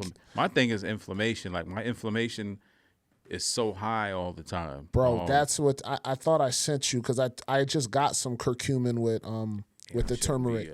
I know. So I'm gonna send that to you, but you got to get on that, bro, because inflammation is the root source of all dis-ease in the body. I'm gonna tell you what though, your stomach. Make sure you take the capsules of the black seed oil, because this nigga Quest, he done told me. He said, yeah. He said, yeah. Just go get the bottle. So I got this bottle of this shit. He goes, yeah, take 2 teaspoons of this shit. What? Listen, I'm gonna tell you right now. What it do? That shit's so nasty, bro. I take the gels now. They can come in the gel capsules now. It's nasty. The liquid is. I was like, there ain't nothing. You couldn't. It gets in the blood. You couldn't sprinkle Jesus with that to make. You know what I'm saying? Like, that shit was terrible. I quit. But I'm gonna tell you what though. That shit definitely helps. Word, man.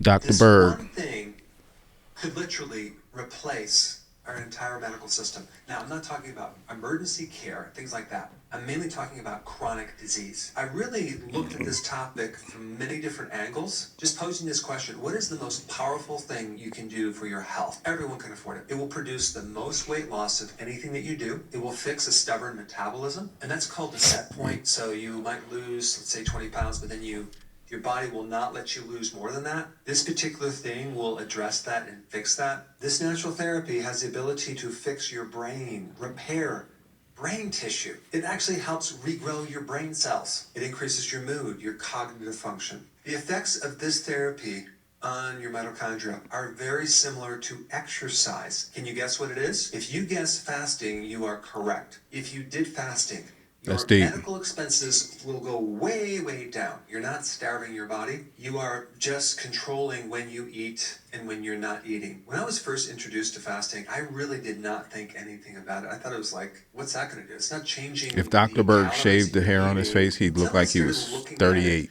39. He just started growing that shit recently. He's 60-something, right? 60-ish? 80% of all diseases is insulin resistance. Or maybe 40. So all you really need to know at this point is too much insulin late creates 50s. a lot of problems for your body. So fasting fixes that problem. So you have genes right now in your body to fix almost everything, okay? But the question is, how do you turn on those genes to fix things? Well, there's certain triggers. Things that you can control, your lifestyle, food, not eating. It's the absence of eating that triggers a lot of these survival genes. So in this process of not eating, your body converts over Why does the knee look like that, fat though? and ketones. So there's going to be a point where your body is now adapted to burning ketones, and that takes sometimes like 3 days. Now, another question I get a lot is, how should someone fast if they're a woman versus a man? And there's a really good book I recommend. I'll put the link down below. It's entitled Fast Like a Girl. Now, because a woman goes through this whole monthly cycle, you have to adjust the fasting schedule a little bit. So in Dr. Mindy's book, to keep this really simple, I follow her too. And the hormones are starting to build up between day 1 and day 10 is when you want to do some hardcore fasting, because you have enough hormones to be able to afford to do fasting. And this is the time you want to do fasting, especially to lose weight. But as we get to day 20, okay, so now we're on day 20, all the way to the end of the month, that's when you don't want to fast. There's already too much stress on the body. You don't want to add fasting to alter those hormones. But then as soon as you have your period, the next 10 days, you're right back on track. That doesn't mean that I recommend snacking. Maybe just 3 meals. I think that would be sufficient. So that's a real rough summary of her book. You can get a lot more details if you want to get it. I'll put the link down below. If we're dealing with hormones, these hormones are made out of cholesterol. Then that cholesterol is then turned into these steroid hormones. Out of all the hormones, progesterone is probably one of the most potent protectors of the brain. When progesterone goes too low, your brain is at risk. So the whole point on that is just to make sure you have enough of the raw material. And the raw material I'm talking about is cholesterol. There is a lot of cholesterol in egg yolks, in shellfish, like shrimp.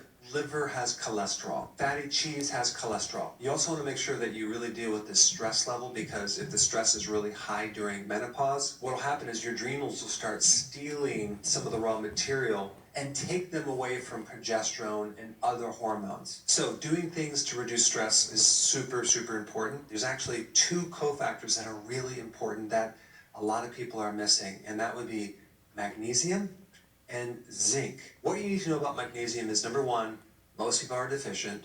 Number 2, it's almost impossible to test for it. You can't test for it in the blood because most of it is inside the cell. You have to do a very sophisticated test to measure it, and most, if not all, doctors do not test for magnesium. The one you want is magnesium glycinate before bed, and you want at least 400 milligrams. Now, as far as zinc goes, you need about 50 milligrams of zinc. But if you had shellfish, you can easily get your zinc, especially oysters. Now, a couple rules about fasting. The rule of thumb is don't eat if you're not hungry. Ride the wave, go a little longer.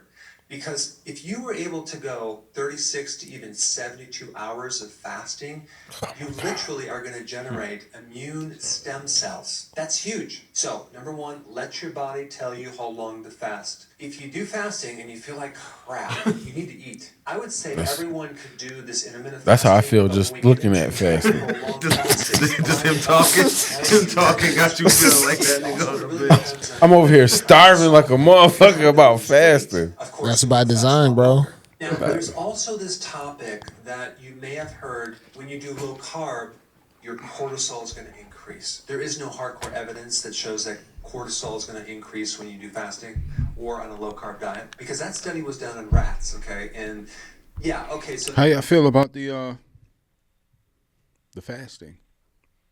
That shit is pivotal, man. I do that shit. I've done it to great extremes, lower, you know.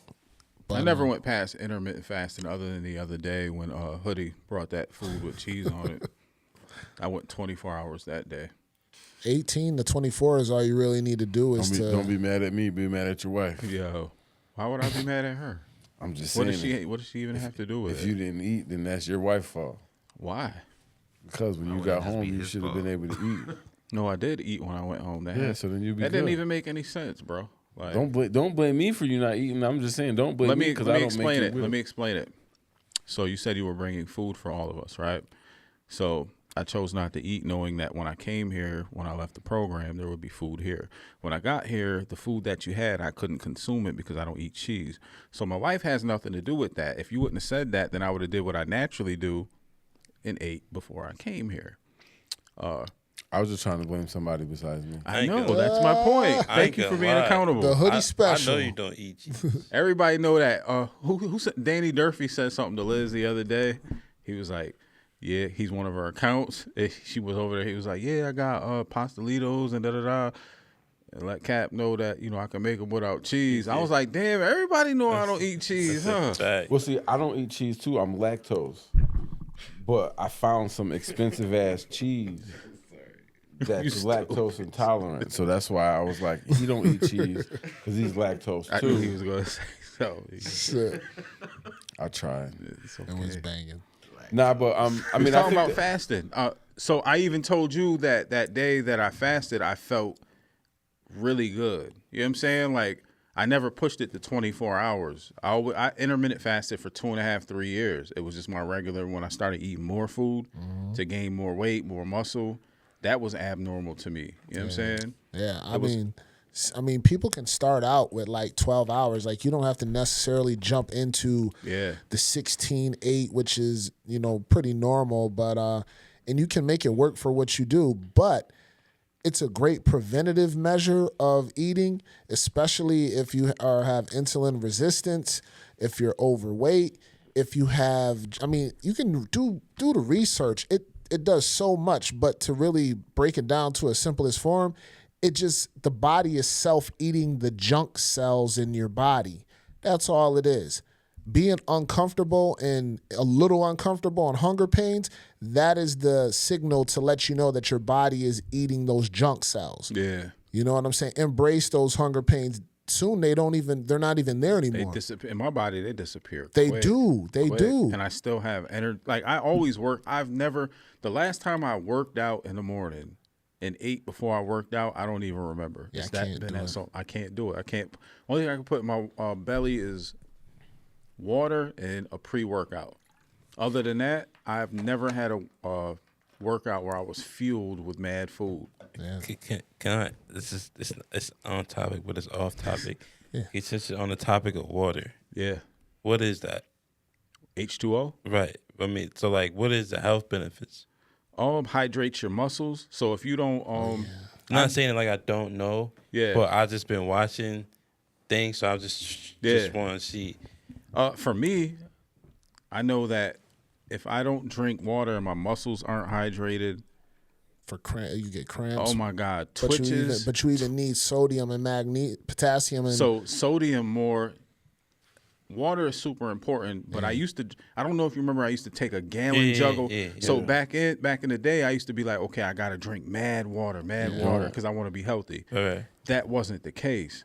So when you drink that much water, that's what it is. You deplete the sodium in your body. Yeah. I wasn't doing that. So I probably experienced more cramps and twitches than what I would have if I would have just drank like a few liters of water and had some type of sodium to replace the shit that I was sweating out. You know what I mean? Yeah, if you're not sweating it out, I mean, water lubricates your joints as well. I mean, it's just our body is made up, 70% of water. It's just one of those, those. I just asked as a devil's Do you drink water? I drink water, of course. So I just every 3 days. I don't know. I just seen a video. It's just and the dude was just like, I guess it made me think, but I'm like, I still drink water. But he was like, was it Yaki Awaken? I couldn't even. Dreads, dark skin dude with dreads. Nah, it was just it just piled. It just be random. Yeah. I'm gonna start bookmarking them. But he was just like, because in the grand scheme of things, he's like, granted, like say you just whatever. Say we preparing for doomsday. Yeah. And you just like water just sits there. It just sits there. Say doomsday is not for 50 years from now. And it just sits in the bottles in that bag he's just like, he said, how can that really be beneficial? I'll tell you what. I'm not saying it's not, but we're just one thing that and I keep saying my wife because that's my best friend, and we be talking about the weirdest shit at the weirdest times, right? I was telling her, like, damn, you know, I spent my life building muscle, right? But when you build that muscle, it requires more everything. Oxygen.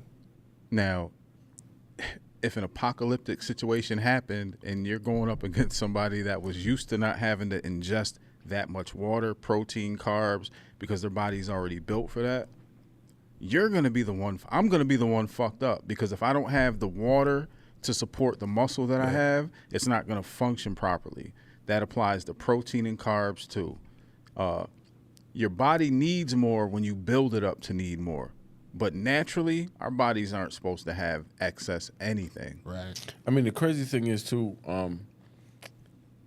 because I've been watching videos and I listen, you know, and I've taken advice from both of y'all on my health journey, you know, and you know, I just like Blicka said, sometimes them random pop-up videos. Yeah. So I was watching this video and the man said, I know you're supposed to eat protein and I know you're supposed to do this and I know you're supposed to do that. He said, but if people derive from gorillas, they don't eat nothing but grass. And let a gorilla come in this room right now, he'll fuck all of us up at the same time. See, the reason why I always, because me being a curious rabbit hole type individual, genetics play a major part in that. So genetically, they're predisposed to be able to do that. Yeah. You can't change your genetics in 24 hours to a year. Your genetics are your genetics. So that's what they are. We are what we are. I thought the same thing too. Granted, you can get brolic and all that and not eat any meat ever, right? But you're never going to be a gorilla, because a gorilla isn't an elephant. An elephant isn't a fucking giraffe. Yeah, no, I understand. You know what I mean? Like I said, I just felt, I mean, that's why I brought it up, is because of what, you know, we were talking about, is about the different things. And it's like, damn, you know, it's crazy when you think about that. Like, damn, he ain't have to eat all them steaks. And when we was going to what's the spot on Ann's, I was eating mad extra protein, and it worked. It worked. I was eating way more protein than I ever have. No diddy. It was bacon, sausage, mad carbs. I was losing mad weight, getting mad strong, chasing that 405. Right. Building blocks. But at the same time, it was so much fucking work. I was like, I can't sustain this shit. Yeah. I don't want to sustain this shit. Yeah. Like, if we go out to eat once every month after the gym, I'm cool with that. But I'm not trying to eat like this every single day. And on top of that, I had to drink protein shakes. I went from intermittent fasting to eating like 5-6 times a day. It's the way your genetics are made, though. Yeah. Like you're naturally a slim build. I can't do shit about it. And I'm still over the 300 club, squatting, deadlifting, benching, all that shit is still there. So maybe that's where I'm supposed to be, as opposed to trying to chase some shit that requires me to eat the farm. Because that's what I was doing. Just like you said, you could start with the 12. So I've been doing the 12-hour joint. That's dope. I've been trying. I gotta drink coffee in the morning. That's fine. You drink it black? Nah, I'm black, bro. Black, I can't. bro. My son was saying some shit to me the other day, like I was crazy. You choose not to. I You choose not to. I used to drink coffee with shit in it too, but once you get accustomed to it, it is what it is. Yeah, but you know. So I wake up. I wake up in the morning. Green tea, yeah. So I agree. I think that's how I started, bro. I drink tea green at night. tea. But you know the benefits of green tea, right? I drink tea at Great night. antioxidants. Yeah. Fight So I get up cancer, in the all morning. that The shit. first thing I do is I drink some water. I drink a glass of water before I have anything. Yeah. And so I drink a glass of water, then I get my 2 cups of coffee. Yeah. And then I try not to eat before noon. That's dope. Now, it all depends, because, you know, if my blood sugar is low, I got to do something. That's why you should drink black coffee. It won't affect your blood sugar. No, it won't. No, but what I'm saying is, if I wake up in the morning and before I drink my coffee, my blood sugar is low. What's considered low? You want it low, don't you? I don't want it too low to drop. So like if it's like 88, something like that, I have to have something. Really? Yeah. Because my son, I actually, when he was in high school, he actually beat diabetes type 2 based upon my instructions of having him fast, eat low carb, do the fast, and all his stuff was. I hate to sound like a bitch ass nigga, but my wife been outside for like 15 minutes. Oh, she keeps texting me. I was about to just dip on y'all, but Jenna reminded me almost had that 2 I gotta hours. get the SD cards to Yo. get the footage and Disclosure. audio. Hey, so listen, real quick. Episode 65. Episode 65. I'm not Scared gonna it's say gonna it. be a domestic. I'm not gonna say it again, but rewind the pod, go through the pod, find out the information for the scavenger hunt. Jetta, can you put that graphic up one more time? There you go. You can follow us on Facebook, Instagram, and YouTube at Mindful Exchange Podcast on all platforms. We love y'all. Like, follow, and share. Come holler at us. Please comment, Liz, comment, I'm sorry. comment. It wasn't me this time. Make sure y'all bookmark the hoodies goodies section so they can get right to that one.